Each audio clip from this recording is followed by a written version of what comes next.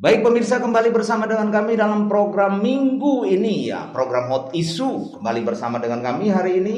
Kami coba mengangkat berita-berita terkini ya, Hot Issue sepanjang minggu ini di Probolinggo Raya dan Tapal Kuda. Bersama narasumber yang setiap minggu selalu menemani saya hari ini. Siapa lagi kalau bukan dengan Bung Udin. Assalamualaikum warahmatullahi wabarakatuh. Waalaikumsalam. Apa kabar Bung Udin? Alhamdulillah selalu baik. Baik ya Bung Udin ya. Bung Udin, ini untuk minggu ini hot isu apa kita nih yang paling trending seantero Probolinggo bisa sampai Indonesia juga nih kayaknya nih. Oke. Mas sebelumnya biasanya saya buka dulu nih. Maskernya. Nah, biar suaranya lebih jelas. Lebih jelas.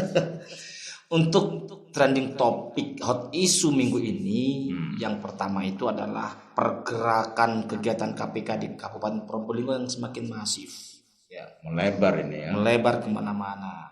Terus yang kedua tentang RDP, ya, di DPRD Kota Probolinggo tentang Perda RT RW, yang juga apa? Ini jadi perhatian Bung Udin juga ini kayaknya nih ya. Ya, karena di situ permasalahan dengan regulasi. Nah, ini yang perlu kita bahas juga di kesempatan hot isu yang ke-9 ini. 9 ya. Lalu tentang keberadaan rumah yang roboh di Kelurahan Sukabumi. Oh, di dalam kota ini. Iya, di titik nol Kota Probolinggo. Kenapa mesti istilahnya titik nol? Memang di situ titik nol. Oh. Jadi pas di lurusnya Sumber Hidup, rumah makan Sumber Hidup, itu kan titik nol. Titik nol. Nah, itu di utaranya persis. Oh, utaranya rumah kantor wali kota ini. Ya, kira-kira 500 meter lah sama kantor dan juga rumah dinas wali kota Probolinggo. Wah, ini cukup fenomenal ini. Baik, Bung Udin. Kita mempersingkat waktu ya, kembali warga Probolinggo yang kami cintai ya, bersama dengan kami di acara Hot Issue ya.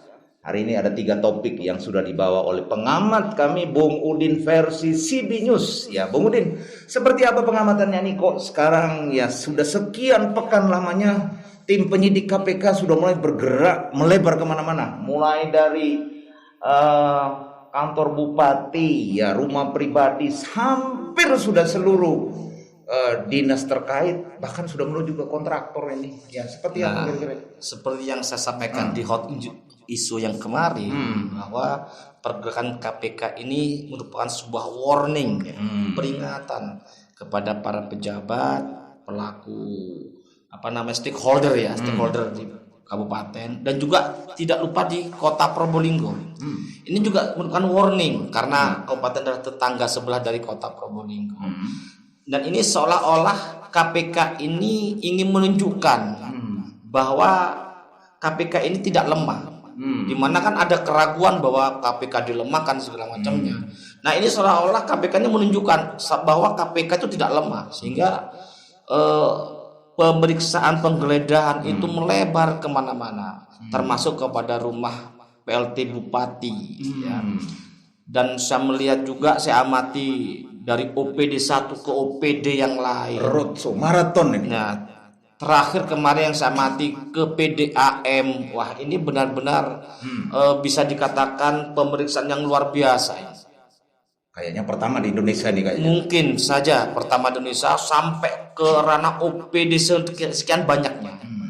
Biasanya kalau di yang pengalaman dulu biasanya OTT Bupati Wali Kota ya, fokus Gubernur, satu itu ya sudah satu. Ini fokus. Probolinggo ini maraton ya, sekian pekan, dan CB News ikut meliputnya masalahnya Bung Udin. Setiap OPD itu seolah-olah ada sesuatu yang dicari oleh KPK. Nah, ini yang dicari ini kita juga tidak tahu sampai kapan KPK belum ada ini, pernyataan resmi. belum ada pernyataan resmi sampai kapan berakhir penggeledahan. Ini benar-benar membuat saya ini mengamatinya ini sangat serius sekali. Sebenarnya apa sih? Ada apa ini? Kan begitu. Padahal kasus utamanya OTT, dugaan jual beli jabatan kepala desa. Tapi bisa merambah kemana-mana sampai ke penyegelan DPUPR, ke ranah kontraktor. Nah, ini sungguh-sungguh luar biasa. Dari pariwisata, peternakan, pendidikan juga tidak luput. Betul. Ini kan berarti kan sudah jauh ini ya dari Apa hubungannya dengan Nah, pejabat kepala desa? kita juga mengamati ini hubungannya apa sih antara OTT jual beli jabatan PJ Kades dengan yang lain dan OPD kaitannya apa? Kan nggak nyambung sebenarnya. Nggak nyambung ya. Antara OTT jual beli jabatan dengan dinas PUPR. Berarti ini seolah-olah ada masalah lain kan begitu. Dan ini Sampai sungguh terakhir membuat kemarin, saya terheran-heran langkah KPK yang begitu masifnya menggeledah semua OPD. Yang paling saya heran juga sampai menggeledah rumah Pak PLT Bupati. Itu saya heran. Padahal di kesempatan yang kemarin saya sempat apresiasi kepada PLT Bupati yang sudah bisa menyambung silaturahmi dengan mantan-mantan lawan politik.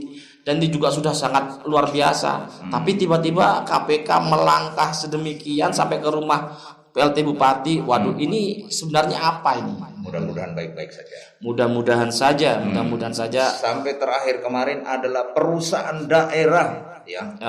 Air minum. Iya. Ini kan sudah perusahaan milik pemerintah daerah turut digeledah ini. Ya itu. Sampai saya melihat di salah satu. Ini berarti kan jauh ini dari jabatan kepala desa sampai di situ. Iya betul. Memang jauh. Artinya kita masih meraba-raba, masih menunggu. Iya, kita tunggu saja pernyataan resmi dari KPK sebenarnya apa yang menjadi spirit ya KPK itu untuk menggeledah semua OPD. Kita semua tidak bisa ambil kesimpulan sendiri-sendiri karena itu tidak boleh kan. Diduga.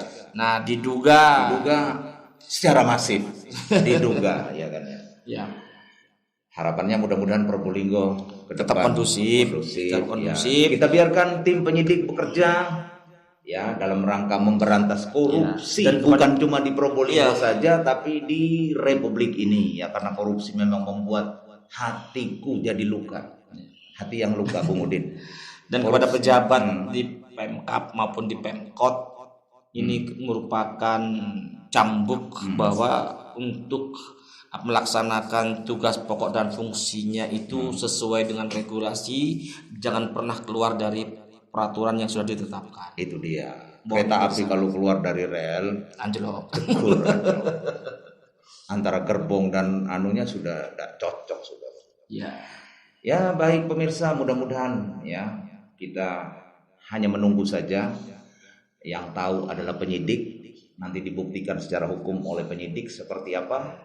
Tapi yang fenomena hari ini terjadi adalah seluruh dinas terkait hampir seluruh dinas terkait di Kabupaten Probolinggo digeledah tim penyidik KPK pasca OTT. OTT betul. Oke. Baik Bung Udin, selain KPK kita coba bergeser ke kota ini. Ke kota. Apa yang di kota yang diamati? Saya mengamati itu kan adanya rapat dengar pendapat Komisi 3 dengan perwakilan developer keterkaitan dengan masalah Perda perumahan ini ya nomor 1 2020 tentang ruang tata wilayah. Kenapa itu Bung Udin? Dan ini kalau saya mengamatinya itu karena adanya salah satu developer yang ada di Kanigaran, tepatnya di Jalan Gubernur Suryo. Dia membeli tanah, awalnya dia ngecek, dia sudah mencoba mencari tahu bahwa tanahnya itu adalah kalau dulu istilahnya kawasan kuning, artinya kawasan pemukiman, ya. Sehingga dia beli. Nah, dalam proses perizinannya pada saat dia mengajukan IPR, ya, sekarang berubah jadi KPPR kalau nggak salah, itu ternyata RT RW itu ditetapkan tahun 2020 itu sudah berubah. Nah, berubahnya itu satu sertifikat, tapi ada 2 kawasan, yang setengah kawasan kuning ya untuk perumahan, satunya kawasan pertanian pangan berkelanjutan. Nah, sehingga tidak bisa diterbitkan IPR-nya. Nah, kebetulan yang saya tahu nih IPR-nya itu hanya terbit untuk 10 unit dari 30 unit yang sudah disiapkan. Rugi dong kalau gitu masyarakat ini. Ya jelas rugi. Cuma persoalannya kan begini. Pada saat RDP itu juga tidak ditanyakan kenapa pada saat Perda itu mau ditetapkan, ini kan ada uji publik, ya kan? Itu dia. Di uji publik inilah mestinya orang-orang yang terdampak ini dikasih tahu. Sasarannya kan ke sana. Nah, bukan misalnya ini uji publik tentang Perda RT RW, tapi yang diajak uji publik itu orang yang nggak ngerti tentang ruang tata wilayah. Nah ini kan juga atau salah warga tidak terkena dampak. Nah warga yang tidak terdampak, ya mereka masa peduli masa bodoh kan begitu. Tapi kalau yang terdampak misalnya, ini kan satu keanehan, satu sertifikat dan 2 kawasan. Nah ini yang saya tahu ini ya. Nah ini perlu ada pengkajian ulang dan juga mestinya bagaimana solusinya supaya developer ini tidak dirugikan, ya kan? Artinya misalnya Komisi 1 bisa saja merekomendasikan, ya kan? Karena kalau nunggu perubahan RT RW ini kan per 5 tahun. Nah sekarang developer harus menunggu 5 tahun itu kan cukup panjang gitu ya. Ini sangat merugikan. Nah setelah ada uji publik, tidak ada komplain kan begitu ya, ditetapkan, ya kan, diundangkan, masuk dalam lembaran daerah. Nah setelah itu disosialisasikan, ini aja nggak pernah kok saya melihat itu. Ya Sosialisasinya kan? Bahkan informasi yang saya terima ini memang diakui oleh beberapa anggota DPRD ini bahwa sosialisasi tentang regulasi itu sangat minim sekali. Minim sekali. Contoh saja selain RT RW juga ada yang namanya Perda tentang LKK, ya kan? Perda tentang LKK ini tentang RT RW, LPM, Karang Taruna, PKK dan segala macamnya. Itu ternyata ada perubahan dari Perda nomor 1 tahun 2018 telah berubah menjadi Perda nomor 4 tahun 2020. Nah di situ dalam perubahannya saya pelajari itu, saya amati hanya merubah tentang masa bakti dari 3 tahun di Perda yang lalu, Perda yang baru menjadi 5 tahun. Tapi hal ini juga tidak disosialisasikan kepada masyarakat. Nah ini yang perlu kita kritisi, kita mengingatkan kepada pemerintah, ayolah kalau ada peraturan yang menyangkut dengan kepentingan masyarakat, ayo dong segera disosialisasikan kepada masyarakat supaya masyarakat tahu. Contoh begini, efeknya. Ini sama RT RW, tapi yang satu RT RW tentang ruang tata wilayah, yang satunya RT RW lembaga, ya kan? Nah di situ di Perda nomor 1 yang tidak dirubah oleh Perda nomor 4 2020 adalah tentang syarat menjadi kelembagaan RT. Kelembagaan RT itu minimal paling sedikit 40 KK, paling banyak 100. Nah syarat menjadi RW, lembaga rukun warga, syaratnya adalah minimal itu paling sedikit 5 RT. Paling banyak 15 RT. Faktanya di Probolinggo Kota ini banyak RW yang punya RT kurang dari 5. Banyak sekali. Nah ini kalau pembiaran artinya mereka itu sudah melanggar perdanya. Nah kalau sudah melanggar perda, bagaimana siapa yang bertanggung jawab? Ya pemerintah lah. Mestinya pemerintah itu turun. Kelurahan-kelurahan itu sampaikan bahwa cari RW yang tidak memenuhi syarat. Nah karena dia Perda nomor 1 juga disampaikan bahwa bagi RW yang tidak memenuhi syarat kurang dari 5 RT supaya dikembangkan, dimekarkan. Nah gitu loh. Sosialisasi yang kurang ini, Bung. Nah, sosialisasi yang kurang dan ini apa akan merugikan sosialisasi masyarakat. itu cukup di Facebook saja? Oh, tidak lah. Itu kan bisa dianggarkan sosialisasi di kelurahan dengan mengundang RT RW kan begitu, sehingga tidak menyalahi. Disosialisasikan di medsos, di Facebook. Terus kemudian masyarakat dapat melihat Facebook, ini kan repot. Nah susah karena walaupun kita ini pandemi, ini kan juga bisa disiasati bahwa yang hadir misalnya dibuat 2 gelombang, ya kan, misalnya kayak kelurahan Kebonsari Kulon misalnya ada 17 RW, ya kan, dengan 65 RT dibagi 2 gelombang dengan protokol yang ketat, prokes yang ketat kan begitu, supaya tidak merugikan masyarakat itu sendiri. Oke Bung Udin, ya selain KPK, perubahan RT RW yang sosialisasinya dianggap kurang, minim, ya. Terus kemudian termasuk uji publiknya ya, uji publiknya. Terus kemudian apalagi nih? Ya tentang yang sempat viral banget, viral banget dan mengundang Komisi 3 DPRD Kota Probolinggo untuk langsung sidak ke lokasi, yaitu tentang robohnya rumah warga ya yang ada di Kelurahan Sukabumi dan juga kebetulan dihuni oleh seorang janda yang ODGJ, ya kan. Dan waktu kita melihat ke sana, pintu masuknya saja, jalan masuknya itu memprihatinkan, lewat di atas selokan, saluran air dikasih cor-cor yang jarang-jarang. Ya jarang-jarang, kalau kita tidak hati-hati kita bisa terperosok, ya kan. Sudah ada lampu lagi.